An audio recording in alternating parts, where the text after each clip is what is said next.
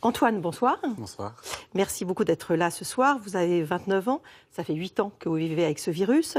Vous allez nous parler de votre histoire, mais déjà, est-ce que cette discrimination dont on parle, vous y êtes toujours confronté ? Je dirais que j'ai la chance de faire partie d'un environnement plutôt sécurisant. Dans mon histoire, j'ai été confronté très rapidement à des associations et à des médecins qui m'ont pris en charge rapidement. Mais aujourd'hui, oui, je dirais qu'on est encore confronté à des discriminations. Par exemple, dans quel type de situation ? Du quotidien, par exemple, quand on essaie de prendre un rendez-vous chez un médecin, notamment, je pense à un dentiste. Oui. Il y a un mois, par exemple, un dentiste qui m'a refusé, un autre qui a préféré... Il vous a refusé en disant quoi ? Que ma situation n'était pas adaptée à son cabinet, qu'il fallait mieux que j'aille être suivi, mieux être suivi à l'hôpital pour un détartrage notamment.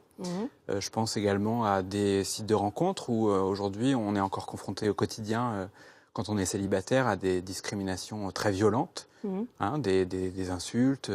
À partir du moment où vous signalez que vous êtes séropositif ? Moi j'ai fait le choix de le signaler parce que ça fait partie de moi et je l'assume pleinement. Oui. Mais aujourd'hui, on est bloqué au bout de quelques secondes. Mais vous sentez-vous que c'est par peur ou par rejet ?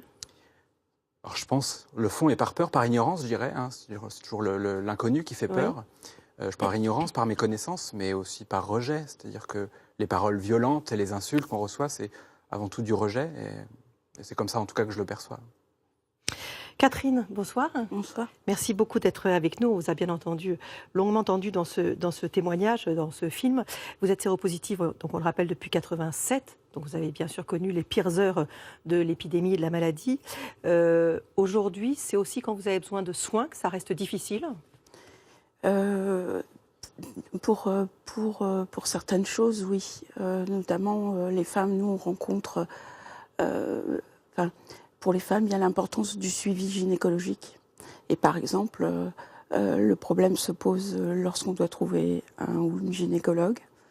Et il y a des gynécologues qui vous disent non ? Oui, ça c'est assez paradoxal puisque en plus c'est un suivi qui est important pour les femmes séropositives.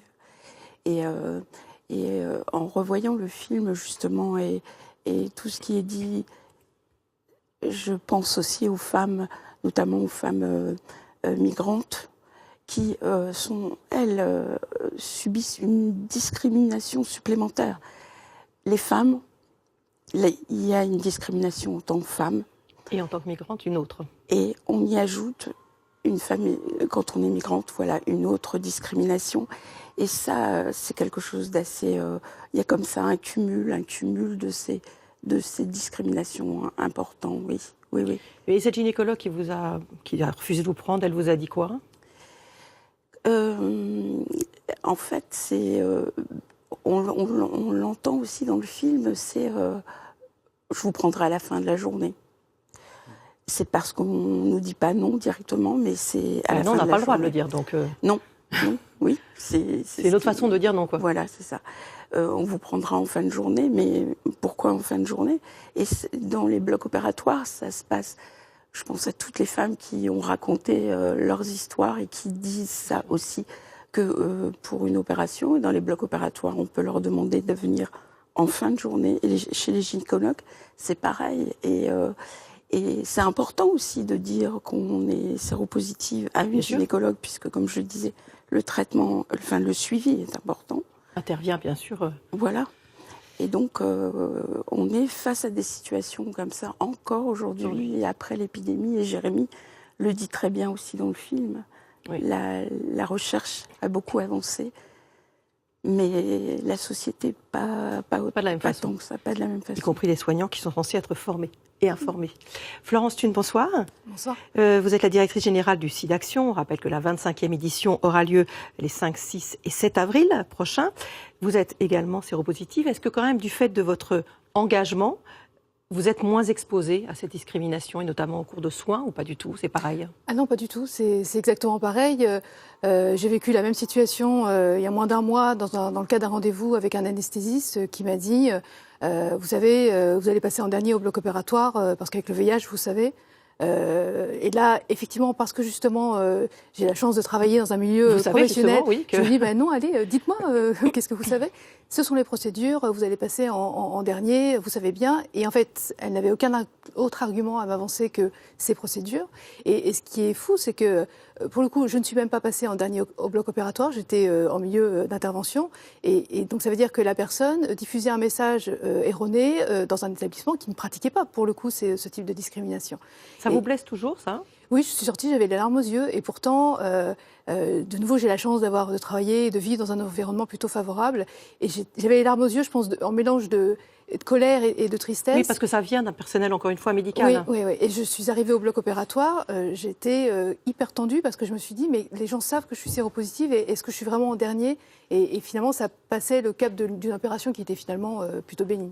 Donc on est toujours confronté à ça. Oui. Et vous avez aussi eu des problèmes, par exemple, d'emprunt ou de choses comme ça qui ont été bloqués du fait de votre séropositivité ? Oui, je suis en plein dedans pour un emprunt immobilier sur lequel je commence à largement perdre espoir parce que j'ai reçu un questionnaire de santé long comme le bras et à la fois c'est un parcours du combattant pour aller retracer ma vie avec le VIH depuis 22 ans. Enfin, on me demande de retrouver mes dossiers il y a 22 ans, je ne sais même pas où je vais les trouver d'ailleurs.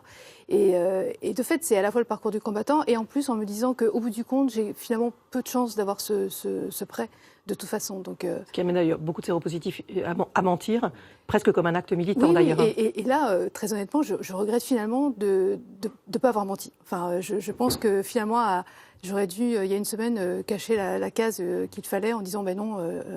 Et je sais que ça concerne aussi d'autres pathologies. Hein. C'est un vrai parcours du combattant. Oui, si ce n'est que, à la différence de certaines maladies chroniques, aujourd'hui, l'espérance de vie avec le VIH est la même que pour des personnes qui n'en sont pas porteuses. Donc, c'est pas comme toute maladie chronique. Oui, tout à fait. On nous dit sans arrêt, vous menez une vie normale avec le VIH, vous avez une espérance de vie aussi longue. Et à chaque fois, il y a toujours une occasion de nous dire finalement c'est pas si vrai que ça. Enfin, la société progresse pas effectivement aussi vite que la science. Serge Effez, bonsoir. Bonsoir. Vous êtes psychiatre, psychanalyste. Vous avez créé dès 91, et vous en êtes le chef de service d'Espace, une unité de soutien psychologique pour les malades du sida et des hépatites et leurs familles.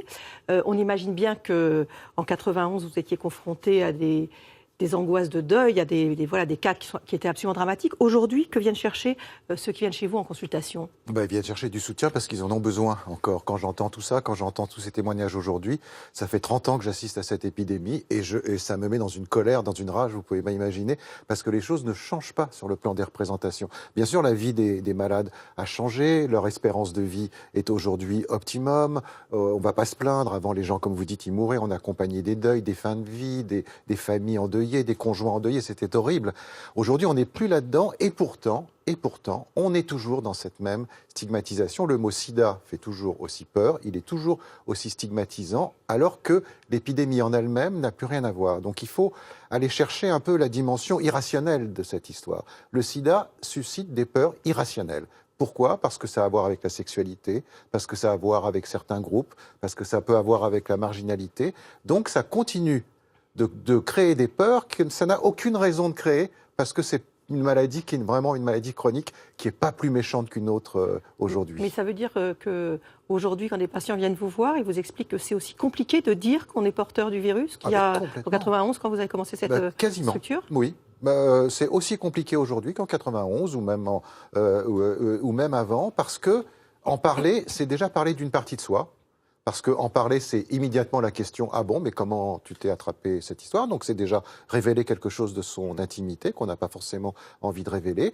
Et puis c'est encourir ce risque dont vous parlez tous d'être rejeté, d'être stigmatisé. Vous savez, il y a une réalité qui continue d'être vraie par rapport au VIH aujourd'hui, c'est que c'est un facteur non seulement d'exclusion sociale, mais de paupérisation. La plupart des patients que nous suivons, ils sont à la location adulte handicapé, où ils ont besoin de subsides de l'État, alors que leur santé ne justifie pas ça, qu'ils pourraient très très bien travailler et avoir une vie tout à fait normale.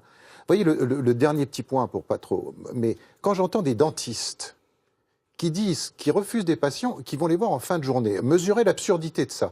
Il y a énormément de gens qui sont séropositifs aujourd'hui qui ne le savent pas. Donc, qui en toute bonne foi vont aller chez le dentiste et vont aller se faire opérer leurs dents sans savoir qu'ils sont porteurs du virus. Ça veut dire quoi ? Ça veut dire qu'à ce moment-là, le dentiste ne va pas avoir les manœuvres de désinfection qu'il doit avoir normalement avec tout le monde pour assurer la sécurité des autres pas patients. les mêmes précautions, ce qui pose effectivement donc, un vrai problème. Il y a des précautions évidentes à prendre pour tout le monde Bien sûr. avec les dentistes. Et j'aurais envie de dire aux gens, n'allez surtout pas chez un dentiste Qui qui dit ça refuse des séropositifs. Fred Badou, bonsoir. Bonsoir. Vous êtes chargé de mission au sein de l'association Aide. Alors l'activisme très fort et le combat collectif ont été initiés, on le sait, par la communauté gay avec la création d'Act Up et d'Aide. Est-ce qu'aujourd'hui, en tout cas au sein de la communauté gay, il y a toujours cet esprit de solidarité avec les personnes qui vivent avec le VIH? Est-ce qu'au moins dans cette communauté, il n'y a pas d'exclusion? Je dirais que c'est plus compliqué que ça.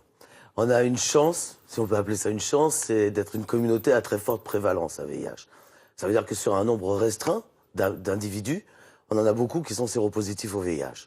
Ce qui construit naturellement quelque chose, un truc de proximité, un truc de lien social entre personnes vivant avec le VIH, forcément. Et que notre chance, c'est peut-être, si moi je vais dans un bar un soir pour draguer, j'ai 4 chances sur 10 de rencontrer un autre séropositif. Bien sûr. Ce qui n'est pas le cas de mes camarades qui sont sur le plateau et qui peuvent être hétérosexuels ou pas, enfin voilà. Mais donc c'est peut-être cette chance-là. En revanche, c'est pas plus simple. Aujourd'hui, et Antoine l'a dit très rapidement, aujourd'hui, je crois que je l'ai jamais lu. Moi, je suis séropo depuis 86. Je crois que j'ai jamais lu autant sur des sites de rencontres et à travers des témoignages de personnes que je peux rencontrer dans le cadre de mon travail. J'ai jamais entendu autant de plaintes et de problèmes reproduits par nos communautés, par nos groupes, par des homosexuels masculins qui semblent avoir complètement oublié que le sida existe depuis près de 40 ans maintenant, et que c'était la préoccupation de tout le monde, et qui aujourd'hui peuvent se permettre d'écrire sur un profil, sur un réseau de rencontres, je ne veux pas de séropo, ou je ne veux pas de sida. Mais ça veut dire qu'il est presque tentant de ne pas le dire dans ce cas-là. Exactement. Ça doit inciter des jeunes séropos à ne pas le dire. Alors ne pas le dire, c'est masquer une part de soi. Bien sûr, mais je veux dire, dire, et en plus, on sait très bien que dans l'équilibre, dans l'estime de nous-mêmes, dans la construction, dans notre qualité de vie, dire notre statut sérologique, c'est vraiment important. Comment être observant, comment adhérer à un traitement à vie, puisque c'est le cas aujourd'hui, en étant obligé de cacher, comme si on en avait honte, le fait qu'on a été contaminé à un moment. C'est une vraie question de fond. Donc, moi, bien sûr que moi, je ne le cache jamais. J'en ai fait une arme politique et la prise mais j'ai beaucoup de chance. Peut-être comme Florence ou comme Antoine, j'évolue dans un milieu professionnel dans lequel, d'abord, c'est la lutte contre le sida. Il y a beaucoup d'homosexuels masculins, ce qui est quand même ce qui facilite les choses. C'est-à-dire que j'ai pas honte et je suis pas exposé directement. Je pense que voilà, dans d'autres milieux, je reçois énormément de gens et je travaille avec beaucoup de gens qui sont c'est impossible de dire dans leur milieu d'activité, dans leur secteur professionnel, qui sont porteurs de VIH. C'est absolument impossible à dire. C'est impossible à dire pour un grand nombre de copains et de copines, même quand ils vont boire un verre avec des amis. Donc le sida est toujours attaché au secret, est toujours attaché à quelque chose d'extrêmement violent, dans la discibilité, mais dans le discours des autres. Aujourd'hui, on peut traiter, vous allez m'excuser de toutes ces expressions, mais on peut continuer à traiter les femmes de putes, on peut continuer à tenir des propos racistes, on peut dire des choses comme ça, tout comme dire t'as le sida, comme si c'était une tare absolue. C'est vraiment ce qui est différent avec cette maladie. On ne fait jamais la même chose avec un cancer. Les personnes qui disent être atteintes d'un cancer récoltent plutôt beaucoup d'empathie ou de bienveillance. On va relativiser parce que j'ai aussi malheureusement des gens qui sont discriminés à cause de ça. Mais le sida, c'est presque systématique. Alors vous tentez de comprendre pourquoi, en 2019, malgré les progrès de la médecine, les campagnes de prévention et d'information, on n'en a toujours pas fini avec ces discriminations. On revoit un extrait du documentaire. En France, certains sont convaincus que le VIH se transmet en utilisant les mêmes toilettes ou en buvant dans le même verre. Un jeune sur 5 pense pouvoir être contaminé par un simple baiser ou par la transpiration. Ces idées fausses sont encore répandues aujourd'hui et concourent au rejet des malades. Si on a une coupure, je bois quand même pas après lui, quoi. Vaut mieux prévenir que guérir. Quand t'es en plein rapport et que tu transpires et que t'es collé à lui, ça et que lui il transpire et que parce que ça pénètre en toi en fait. Ça rentre dans tes pores. C'est avec la transpiration. La bave par le sang aussi. Non ? C'est ça ou pas ? La sueur, non. La salive, je ne sais pas. Vous voyez ? Tout ça, c'est un manque d'information. On a entendu quand même des choses assez incroyables, notamment de la part de jeunes. Comment on explique autant de préjugés et de fausses idées 40 ans après le début de l'épidémie ? On peut l'expliquer notamment par ce que dit la dame à la fin, le manque d'information. Moins on parle du VIH, moins on a d'informations à ce sujet-là dans tous les milieux, que ce soit effectivement en milieu scolaire, en milieu professionnel ou autre auprès du grand public. Et puis ce qui reste effectivement, comme on le disait tout à l'heure, c'est effectivement les fantasmes et les vieilles peurs qui ressortent à ce moment-là. Et je pense aussi que on a de moins en moins, alors ce plateau est l'occasion de le faire, mais on a de moins en moins de témoignages de personnes vivant avec le VIH, qui fait que finalement le VIH s'invisibilise de manière générale et comme il disparaît, ce qui reste néanmoins, ce sont effectivement juste la peur et les fantasmes. Il faut donc toujours rappeler Alors justement, ces en tant que directrice générale du SIDAction, est-ce que vous pouvez rappeler quels sont les risques aujourd'hui de contamination d'une personne qui est sous traitement ? Alors, une personne qui est sous traitement n'a aucun risque de transmettre le VIH. Ça, il faut vraiment le rappeler et le marteler. On a cette chance incroyable d'avoir pu finalement découvrir le pouvoir incroyable en termes de prévention des traitements. C'est-à-dire qu'une personne qui est aujourd'hui sous traitement et qui a une charge virale indétectable, donc la quantité de virus est tellement infime qu'elle ne peut pas être transmise, elle ne peut pas transmettre le VIH. Et ça veut dire très concrètement derrière, parce que souvent quand on dit ça, on nous dit oui, ça veut dire concrètement derrière, si vous êtes sous traitement et si vous avez cette charge virale indétectable, vous pouvez avoir des relations sexuelles sans préservatif. Et ça, c'est vraiment important de le dire et de le marteler. Et une personne qui n'est pas traitée, donc qui ne connaîtrait pas éventuellement sa séropositivité ou qui ne voudrait pas se traiter, le risque n'existe pas avec la sueur, avec la salive, tout ça, ça reste des idées évidemment reçues qui continuent de circuler. Oui, tout à fait. Il y a l'histoire du moustique aussi. On ressort régulièrement l'histoire du moustique qui transforme son petit virus. Non. Et c'est aussi important de rappeler, et je tiens à le faire, que même une personne qui n'est pas sous traitement et qui a une charge virale détectable, à partir du moment où elle utilise un préservatif, elle n'a pas non plus de risque de transmission. C'est aussi important de ne pas avoir une stigmatisation sur les personnes qui n'auraient pas de charge virale détectable, qui n'auraient pas de charge virale détectable. Éventuellement, même celles qui ne sont pas traitées. Voilà. Tout à fait. Il y a un préservatif, il existe, il fonctionne, et ça c'est important de le rappeler. Oui. Antoine, aujourd'hui vous faites des études pour être infirmier. C'est ça. Donc vous avez des formations. Est-ce que ces formations, toutes les informations vous paraissent justes, scientifiques au jour d'aujourd'hui? Est-ce qu'il n'y a pas d'erreur? Alors bon, je ne suis pas maître en la matière, mais c'est vrai que j'ai travaillé avant ma reconversion professionnelle dans le VIH, comme on dit, et j'avais quelques notions. Et du coup, quand le module sur le VIH est arrivé durant ma formation, j'ai un peu serré les dents. Et effectivement, j'avais de quoi, parce qu'il y a encore des chiffres qui datent d'il y a 10 ans, et on ne parle pas de charge virale indétectable, on ne nous parle pas de PrEP, on ne nous parle pas de TASP, treatment. On ne parle pas de charge virale indétectable? Non, c'est-à-dire on ne nous dit pas qu'aujourd'hui la charge virale peut être indétectable et que du coup on ne risque pas de ne pas transmettre le virus quand quelqu'un est séropositif. Le module aujourd'hui du VIH nous parle on a l'impression que c'est un cours de 87. Moi je me souviens quand je faisais mes études en 86-87, où quand on rentrait dans la chambre d'un patient séropositif, il y avait une pastille rouge, on rentrait avec un masque, avec des gants. Si on dit qu'on ne connaît pas la charge virale indétectable, on peut continuer comme ça aujourd'hui. Moi, mon dernier stage en réanimation, il y a un patient arrivé séropositif, j'ai vu des médecins, des internes mettre des masques, 2 paires de gants, mettre la chambre en isolement, alors que dans son traitement, il était sous trithérapie depuis plus de 20 ans. Et voilà, sa charge virale était sûrement indétectable, mais il n'y avait pas besoin de mettre un isolement. Et quand vous demandez des explications aux soignants, vous dites on ne sait jamais, on ne le connaît pas. On ne sait jamais s'il y avait un autre mode de transmission qu'on ne connaîtrait pas aujourd'hui. Voilà, donc, si malencontreusement le virus sautait.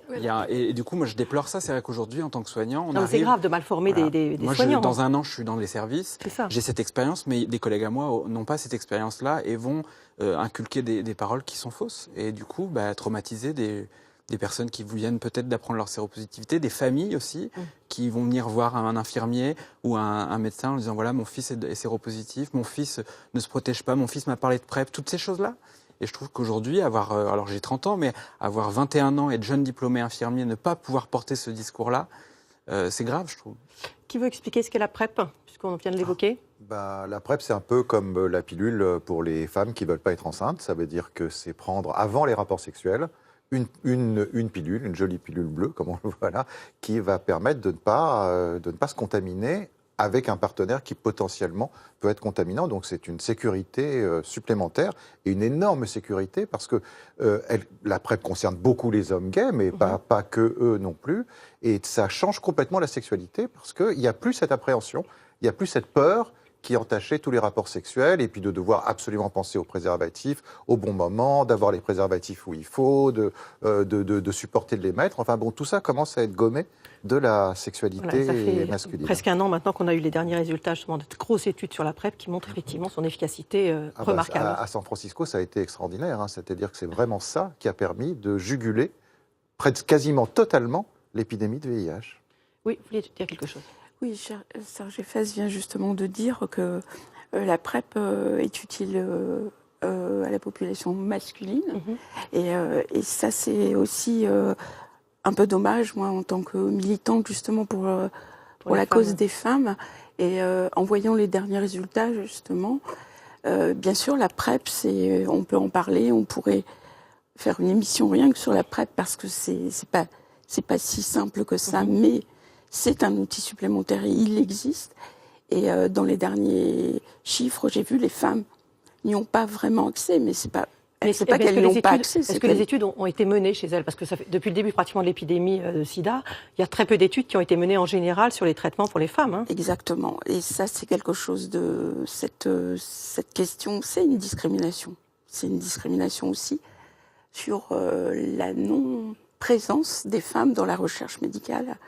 Et ça, c'est vraiment quelque chose de terrible. Et il y a des progrès actuellement, mais notamment si on parle de la PrEP, il y a eu quelques études de fait pour la réaction pour les femmes et les dosages, etc. Mais c'est assez récent. Moi, c'est pareil, je suis arrivée dans le militantisme en tant que femme parce que justement, je n'avais aucune réponse à mes questions en tant que femme. Et que ce soit par rapport aux effets du virus, comme au traitement. Après, quand il y a eu les traitements, c'était pareil. Qu'est-ce qui se passe pour moi? Et encore aujourd'hui, on voit, je lisais un article ce matin, donc c'est ce matin, et tous les chiffres que j'ai trouvés, c'était les hommes. Ou alors, on parle des migrants, mais dans les migrants, il y a les migrantes aussi. Et qu'est-ce qui se passe pour elles? Comment ça se passe pour elles? Et on sait que c'est différent. C'est vraiment un vrai combat. Physiologiquement, une femme, un homme, c'est pas la même chose. Donc, c'est pas dire que c'est plus grave pour les femmes ou plus grave pour les hommes. C'est juste dire que c'est différent et que on aimerait avoir des réponses à nos questions en tant que femmes. Alors, vous n'auriez pas la parole, puisque vous parlez de migrantes, je voudrais juste qu'on revienne sur quelque chose qui est aussi une idée reçue assez insoutenable, qui est que les femmes migrantes viendraient en France pour faire soigner leur sida, ce qui est entièrement faux, ce qui est important de le dire. Ce qui est entièrement faux. On a la chance en plus maintenant une fois qu'elles sont arrivées en France, malheureusement. Oui, c'est ça. On a la chance maintenant d'avoir une étude qui a été importante, qui a été faite par l'Agence nationale de recherche sur le sida, sur ces questions, et qui montre que les personnes migrantes sont contaminées en France dans les 2 premières années.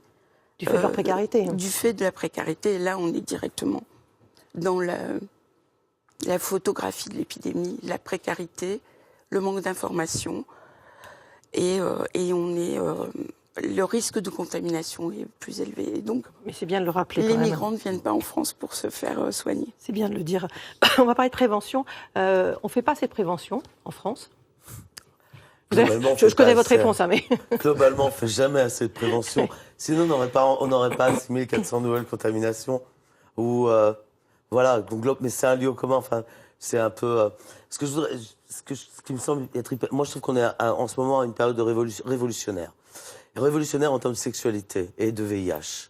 C'est-à-dire qu'on l'a mentionné, on vient d'en parler.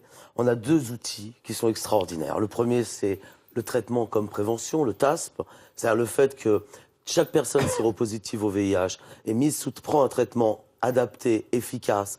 Sa charge virale devient indétectable et cette personne n'est plus contaminante. Donc ça change. Vous vous rendez compte pour des gens... Moi, j'ai 50 ans.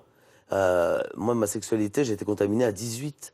C'est-à-dire que toute ma vie, c'est accompagné du préservatif. Enfin, toute ma vie sexuelle, c'est accompagné du préservatif, de la peur de transmettre. Donc, vous imaginez la révolution. un jour de savoir que notre traitement nous empêche de mourir. Ça nous permet même d'espérer de vivre aussi longtemps que les autres, mais en plus de ne plus contaminer. C'est quand même une révolution complète. Hein. On va quand même beaucoup mieux. Enfin, moi, en tout cas, je me sens beaucoup, beaucoup mieux. Et puis, on parle de la PrEP.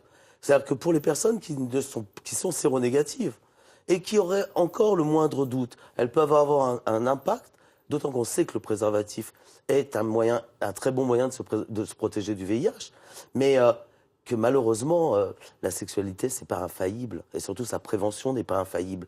Qu'on a tous été confrontés un soir au fait d'avoir bu 2 verres d'alcool de trop, qu'on a été confrontés au fait d'être mal dans sa peau, d'être un peu déprimé, de ne pas être en confiance avec soi-même, de rencontrer enfin le bonheur et d'être en confiance. Enfin, toutes ces caractéristiques et toutes ces choses sont à prendre en compte. Même si, bien évidemment, on continue à soutenir le préservatif, mais il faut cesser de dire aux gens que ça doit être le préservatif et uniquement le préservatif. Il faut aujourd'hui que tous les nouveaux moyens de prévention soient combinés, utilisés. Il faut continuer à en parler parce que clairement, les jeunes l'utilisent de moins en moins, le préservatif. Absolument. Donc, alors peut-être que... Alors moi, je crois qu'au-delà même de la prévention VIH ou IST, qui est un vrai problème aussi dans ce pays, je crois que véritablement, rien que la sexualité... Enfin, quand on voit le nombre de grossesses indésirées aujourd'hui dans ce pays, très sincèrement, on se dit qu'il y a une grosse lacune sur l'éducation sexuelle et le plus tôt possible. C'est-à-dire qu'on peut continuer à faire de la morale, je trouve ça très très intéressant, et puis de mettre beaucoup beaucoup de limites, sauf que les comportements des gens ont changé, les comportements des jeunes ont changé, qu'on fait l'amour, et tant mieux pour eux, parce que je ne vois pas pourquoi on s'en priverait, mais qu'en tout cas on ne les éduque pas et on ne leur donne pas les clés de l'éducation et de la prévention. Oui, ça c'est très, très, très important. C'est-à-dire parce qu'on dit, mais qu'est-ce qu'il en est de la prévention du VIH chez les jeunes? C'est pas ça le propos. Le propos, c'est comment est-ce qu'on parle de sexualité aux jeunes? Où est-ce qu'on leur en parle? À quel moment? Parce que parler de VIH sans parler de sexualité, ça n'a pas de sens. Parler de sexualité, c'est une bonne façon de parler du VIH, mais l'éducation sexuelle en France, elle est nulle. Disons les choses comme elles sont. Dans les textes, elle devrait être appliquée, mais ça n'est pas fait. Les jeunes n'ont aucun lieu où ils peuvent parler de vie affective et sexuelle. Moi, j'ai fait beaucoup de prévention du VIH dans des établissements scolaires il y a 10-15 ans, et tout ce que voulaient les jeunes, bon, une fois qu'ils avaient compris le préservatif, le VIH, etc., c'était de pouvoir parler de sexualité, de pouvoir parler du rapport à l'autre, du désir, de l'homosexualité, de toutes ces questions qui sont beaucoup plus importantes pour eux qu'un virus. Mais en parler, ça permet aussi de parler de santé sexuelle, ça permet de parler de santé globale, et ça n'est pas fait du tout. Oui, vous voulez ajouter quelque chose? Je suis pas tellement d'accord, puisque au planning familial, ça fait partie... oui, mais c'est pas dans le cadre scolaire. C'est pas fait du tout. Je dis que c'est très insuffisant. Il y a des lieux. Mais au planning familial, il faut aller chercher l'information au planning familial. Tandis que là, les jeunes pourraient en bénéficier de manière quasi obligatoire dans le cadre de la scolarité. Je suis d'accord avec ça et que c'est important, justement, en milieu scolaire, de pouvoir en parler, de pouvoir continuer à en parler et que les séances d'éducation soient faites. Et que le tabou se lève un peu sur la sexualité, effectivement. Parce exactement. Que ça n'a pas changé en 40 ans, la façon d'en parler. Exactement, oui. Oui, je pense que c'est effectivement aussi important de reparler de sexualité et de plaisir, parce que justement, dans la lutte contre le VIH, on a eu aussi beaucoup de peur. Hein. On a mis aussi des messages qui faisaient peur, y compris à SIDAction. Hein. C'était important aussi de passer ces messages, mais en même temps de se dire, aujourd'hui, cette sexualité, elle doit aussi apporter beaucoup de plaisir, et aussi une sexualité non jugeante, parce que je pense que vous soyez gay, lesbienne, hétéro, etc., si vous allez chez votre médecin en disant... voilà, j'ai pas toujours pu utiliser le préservatif, ou peut-être que là, à ce moment-là, pour moi, la PrEP pourrait plus convenir, quelle que soit sa situation. Si finalement, le regard du médecin, c'est de se dire, t'as qu'à utiliser le préservatif, ou un jugement sur cette sexualité, quelle qu'elle soit d'ailleurs, c'est vraiment une barrière pour aller finalement se protéger ensuite et choisir le moyen qui nous convient le mieux. Et je pense que s'il n'y a pas aujourd'hui assez de jeunes hommes gays qui ont accès à la PrEP, ou aussi de jeunes femmes, hein, parce que je pense que c'est aussi un outil pour une jeune femme qui est vraiment être peut-être dans une situation plus à risque et qui n'ose pas parler de préservatif, si elle avait la possibilité aussi d'avoir accès à cette PrEP, peut-être sur un temps court de sa vie, mais ça lui permet d'avoir des relations sexuelles avec du plaisir. Et voilà, je pense que ce serait vraiment fondamental dans la baisse aussi des contaminations. Mais c'est 6 000 nouvelles contaminations, c'est ça, chaque année, parmi lesquelles beaucoup de jeunes, des femmes effectivement migrantes, des femmes précaires.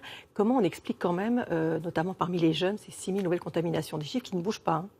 Alors, on a à la fois ces contaminations parmi les jeunes, et je me permets quand même de faire une petite digression parce que on a aussi un nombre élevé de contaminations parmi les plus de 50 ans. C'est vrai qu'on parle beaucoup des jeunes, et je pense que, alors pour plein de raisons, hein, qui pourtant ont connu depuis le début quand même l'épidémie. Voilà, oui. On a plus de 25% des plus de 50 ans, enfin des nouvelles découvertes de séropositivité qui concernent des plus de 50 ans, et ça veut dire aussi, alors il y a sûrement plusieurs raisons, mais que des personnes aussi oublient finalement que le VIH est toujours là, qui peuvent être concernés parce qu'ils, je sais pas, ils ont plus de 50 ans, ils ont aussi peut-être pour certains plus envie d'entendre parler du préservatif. Et je pense que là aussi, ce qui est aussi frappant, hein, c'est qu'on a une grande partie, un tiers de ces contaminations où des personnes arrivent encore au stade SIDA. Ça veut dire qu'au moment où elles découvrent leur séropositivité, elles sont déjà à un stade très avancé de la maladie.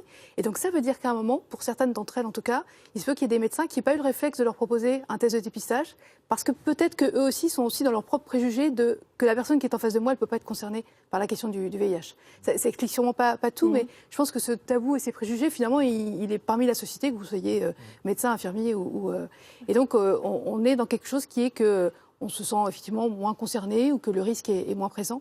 Et quel que soit le moyen de prévention, on l'oublie. Pardon, je crois qu'il y a un revers des bonnes nouvelles, si vous voulez. Oui. C'est-à-dire le fait qu'effectivement, on soit plus contaminant quand on a une charge virale nulle, le fait qu'on peut utiliser la PrEP, le fait qu'il y a plein d'autres outils que le préservatif qui permettent une sexualité épanouie, fait que le préservatif, il disparaît un petit peu du paysage. On en a beaucoup moins recours, aussi bien chez les jeunes que dans la population gay, que dans la population générale. Et donc, forcément, quand on oublie le préservatif totalement, on oublie le VIH, et donc on oublie peut-être de s'informer, savoir si son partenaire il a vraiment une charge virale indétectable, quel est son statut sérologique, soi-même où est-ce qu'on en est par rapport à la prévention. Tout ça a tendance un petit peu à s'escamoter, et donc explique sans doute le fait que les contaminations restent aussi importantes. Mais je vais vous dire, moi je reste très optimiste, parce que ces chiffres des nouvelles contaminations, ils ont 2 ans maintenant, qu'ils n'ont pas été actualisés, et je suis convaincu qu'avec tous les nouveaux outils, ces chiffres vont s'améliorer très rapidement dans les années qui viennent. Oui, vous dites quelque chose. Oui, je voulais vous livrer une anecdote. Dans mes études, je suis confronté souvent à des adolescents, et peut-être qu'on y reviendra tout à l'heure, mais je me suis beaucoup intéressé sur l'homosexualité dans le milieu scolaire, et je demandais à ces adolescents qu'est-ce qu'ils pensaient de l'homosexualité, est-ce que c'était compliqué. Puis après, j'ai parlé du VIH. Et en fait, il y a une adolescente qui m'a livré, alors peut-être que ça répond à votre question, en me disant, tu sais, Antoine, l'homosexualité, on en voit partout. Dans les films, aujourd'hui, il y a un film sur 3 qui sort où il y a un personnage gay, des séries. Elle me dit, par contre, des séropositifs et le VIH n'apparaît nulle part.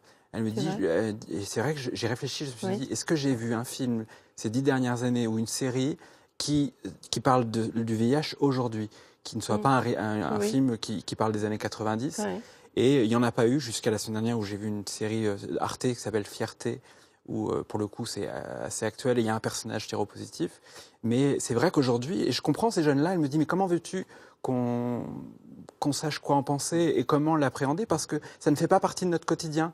Aujourd'hui, les modes d'information ont changé. On s'informe par la télévision, par les séries, par les films. Et c'est vrai qu'aujourd'hui, je pense que l'homosexualité, elle s'est améliorée, en tout cas l'image de l'homosexualité, pas partout, mais en tout cas grâce à ce média-là.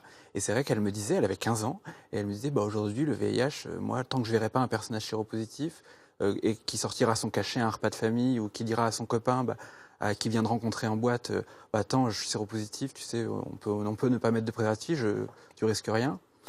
C'est vrai que dans les séries actuelles, c'est vrai qu'on commence à intégrer aux couples classiques hétérosexuels des couples gays, mais effectivement, on ne voit pas. Il n'y a pas de personnage qui est séropositif. Ça, c'est vrai que c'est pas du tout encore. Moi, je trouve que le discours est resté archaïque. Il est resté archaïque ou incomplet. C'est-à-dire qu'on s'est contenté de dire depuis 96, depuis l'arrivée des trithérapies, et ça y est, c'est fini. Finalement, c'est plus un souci du tout. On ne meurt plus. Les gens ne meurent plus. Sauf que nous, on en sait quelque chose, parce qu'on est on est nombreux à être séropositifs. Vous avez quand même très mal vécu avec le traitement déjà. On a très très mal vécu pendant les premières années avec les traitements. On a dû s'habituer à les prendre, chose qui n'était pas du tout évidente. On avait rompu, pour certains ou certaines d'entre nous, avec notre sexualité, avec le milieu professionnel, avec la vie sociale. Quand on a été dans le film, c'est très bien exprimé par plusieurs des témoins. Moi, quand on me l'a appris en 86, on m'a dit, vous avez 6 mois devant vous. J'avais 18 ans.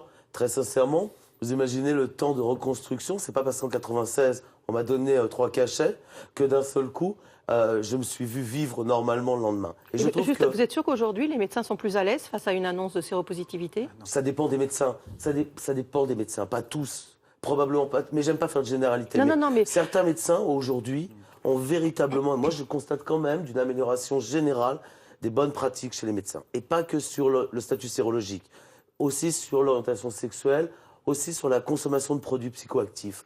Où de plus en plus, et on essaie d'y travailler, de former les médecins pour que justement il y ait une approche, une prise en charge qui soit globale. On ne peut pas traiter, on ne peut pas dire à quelqu'un allez vous faire dépister si on n'ose pas lui dire est-ce que vous consommez des drogues ou est-ce que vous êtes gay. Ah ben non, j'ai pas du tout envie de savoir que vous êtes gay. Ah ben ça c'est sûr que pour l'inciter au dépistage derrière, on manque un peu. Et je trouve que le discours est resté vieux. C'est-à-dire qu'aujourd'hui, en dehors du fait de dire on meurt plus du sida, mais non, on meurt plus, mais ça suffit pas. Ça suffit pas. Ça reste c'est lourd à comment porter. vivre au long Bien cours sûr. avec le VIH. C'est comment. Parce que finalement, c'est pas les séropos qui vivent de leur côté et le reste de la société. Hein. Aujourd'hui, nos traitements et tout ce qui a changé fait que nous, on devrait vivre complètement dans la société, avec cette société, et que ça ne devrait plus poser aucun problème. Alors qu'on voit que finalement, les discriminations sont comme dans les années 80 ou dans les années 90. Oui, j'ai ajouté quelque chose sur les médecins. Oui, mais concernant les médecins, moi, avant de reprendre mes études, j'ai travaillé donc au centre de santé le 190 à Paris, un centre de dépistage communautaire et de suivi de personnes séropositives. Et au téléphone, j'avais des laborantins ou des médecins qui nous appelaient, alors, j'étais au secrétariat, et qui régulièrement qui nous disaient « Oui, j'ai une annonce à faire, est-ce que je peux vous l'envoyer ?» Et c'est vrai que Michel Ohaillon, le directeur, me disait « Ne me passe pas le téléphone parce que je pense qu'il va passer un mauvais quart d'heure. » Et je le comprends parce que une fois, j'ai expliqué à un médecin en disant « Vous imaginez le traumatisme ? Cette personne est venue se faire dépister chez vous, vous l'envoyez à l'autre bout de Paris chez un inconnu, lui dire allez chercher vos résultats à un endroit que vous ne connaissez pas par un inconnu. Mais ça, c'était quelque chose qu'on rencontrait très régulièrement. Mais je vous parle de ça, mais les annonces, c'est pareil. On le voit très bien dans le documentaire. Hein. Je crois que c'est Jérémy qui parle de son annonce. Moi, mon annonce a été terrible avec quelqu'un qui m'a dit, un médecin, hein, vous, ça qui m'a dit, 8 ans, quand même, oui, ça fait que 8 ans, et qui me dit, mais vous auriez pas pu faire attention. Et cette phrase, vous avez l'âge de mon fils, et cette phrase, on l'entend encore, vous auriez pas pu faire attention. Et ces jeunes-là, ou moins jeunes d'ailleurs, à tout âge, on les voit débarquer chez nous à Espace, ils viennent d'apprendre leur séropositivité, ils sont absolument détruits. Et ils ne s'attendaient pas à ça, en fait. Et c'est ça qui est absolument extraordinaire, c'est que à force de disparaître un peu du paysage social et d'être autant stigmatisé, eh bien, on n'a plus envie d'y penser. Et quand une séropositivité est déclarée, c'est quand même un monde qui s'effondre, malgré tout, avant de comprendre que, bon, peut-être on va pouvoir avoir une vie normale, certes, on va pouvoir avoir une sexualité, on va pouvoir avoir des enfants si on est une femme, enfin bon, que la vie va pouvoir continuer. Mais avant de le comprendre, il y a quand même un effondrement auquel les gens ne s'attendent pas. Et depuis peu, c'est depuis le 4 mars, les préservatifs de la marque Sortez Couvert prescrits par médecins et sages-femmes vont être remboursés. On imagine quand même que pour les plus précaires dans notre pays, c'est quand même très important, parce que c'est cher des préservatifs. S'il s'agit de manger ou de mettre des préservatifs, on imagine bien que le choix est assez vite fait. Donc c'est important, c'est une mesure importante, ça quand même, ça va dans le bon sens. Bien sûr, ça va complètement dans le bon sens. Il faut que ce soit gratuit, il faut que ce soit accessible. Il faut que ce soit accessible. Le préservatif, ça reste sur une étagère. Oui. Et aller faut pas aller le demander. Oui. Et vraiment, encore une fois, c'est une question de discours. J'imagine qu'un gamin ou une gamine, c'est pas péjoratif quand je dis ça, mais de 15 ans ou 16 ans qui va rentrer dans une pharmacie pour aller demander des préservatifs, c'est pas chose aisée, quoi. Oui. Et toujours pas, ça n'a pas changé. Et encore moins... Même si c'est remboursé. C'est ça. Et encore moins si on y va. Alors, si on est un garçon et qu'on y va avec son petit ami, encore moins facile, parce que là, du coup, il y a la question de l'homosexualité. Donc non, c'est vraiment... Je crois qu'aujourd'hui, vraiment, il faut s'attaquer au discours, sur le fond, et réduire le stigma. Ça repose véritablement sur un changement profond de discours, d'égalité. Et vous avez parlé de discrimination. Florence a parlé de ces problèmes pour accéder à l'emprunt, ou les réflexions pour accéder à l'emprunt pour acheter une maison. Moi, j'ai demandé il y a à peine un an un prêt de 2 000 €. Alors, vous voyez, c'était vraiment, j'avais une très grande maison à Paris pour 2 000 €, et ben, ça m'a été refusé parce que je suis à 100%, parce que je suis séropositif et que j'ai répondu oui. C'est-à-dire que moi, je me refuse à mentir. Je refuse de mentir. Je ne veux pas, je n'arriverai pas à vivre en mentant sur mon statut sérologique.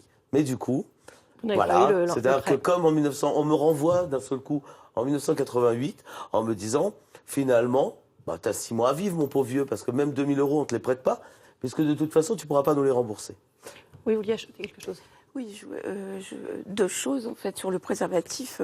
Bah oui, c'est très bien qu'il soit à disposition, même s'il est déjà depuis très longtemps dans les associations, bien sûr, gratuitement et qu'il y avait.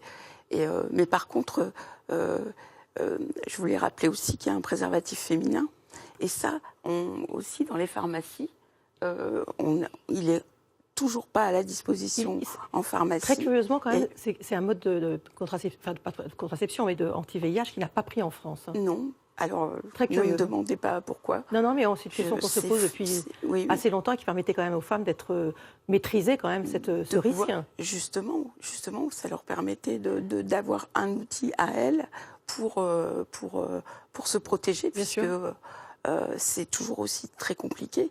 Parce que tu parlais des homosexuels qui doivent aller demander un préservatif en pharmacie, mais quand c'est une femme, on parle aussi d'autres choses. Mais là aussi, les campagnes ont été très modérées sur le préservatif féminin. Et c'est aussi les représentations qu'on a aussi des femmes qui vont aller chercher acheter un préservatif ou le chercher, c'est-à-dire la représentation.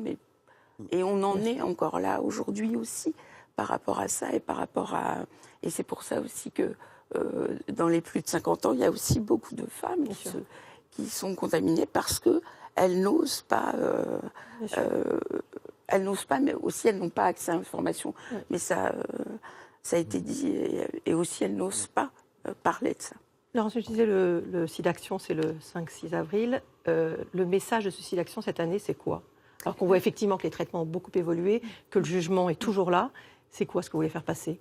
Alors le message il est clair, c'est n'oubliez pas que le VIH est toujours là. Enfin, c'est vraiment c'est un message clair, simple et qui illustre ce qu'on dit là actuellement. C'est de se dire le VIH est toujours là.